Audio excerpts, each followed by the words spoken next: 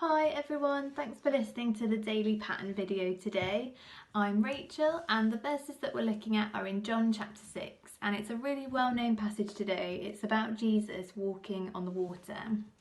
And basically the verses begin with the disciples heading out on a journey, so they're crossing the Sea of Galilee in a boat. And they've not been rowing for long before a massive storm starts to roll in. The wind starts to pick up, the waves get really choppy, and it's dark, and the whole situation for them starts to feel a little bit scary. And it's in the middle of this that they see a figure walking towards them on the waves, and they're terrified. They assume that it's a ghost or a spirit. And this is when we have this amazing verse in verse 20 where they realise that actually it's Jesus, and Jesus shouts to them, "Don't be afraid, I am here." So obviously realising it's Jesus, they invite him into the boat and instantly the situation changes. They're on the other side, they're where they need to be, and they're safe.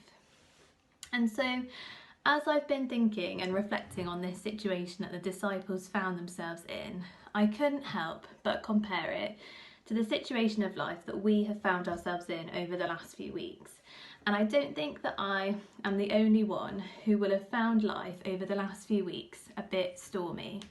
There's been lots of uncertainty, lots of things that feel out of our control, and that will look different for all of us. But I think the message for us at this time is the same message that Jesus had for the disciples then. Don't be afraid, I am here.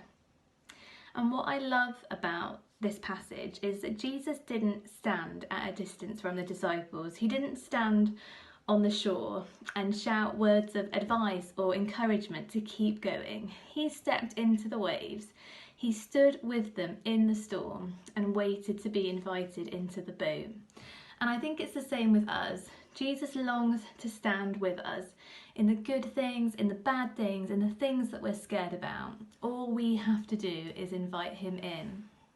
And I think the greatest way that Jesus has shown us how much he longs to be with us, to be in our lives, is when he chose to come from heaven to earth, to live here, to die on a cross, so that we could have a relationship with him. So I wonder today if there are storms or difficulties in our lives where we can be inviting Jesus into them more, where he could make all the difference. Or if we have never invited Jesus into our life before, maybe today is the day that we decide to do that, and that could change everything. Thanks for listening, guys.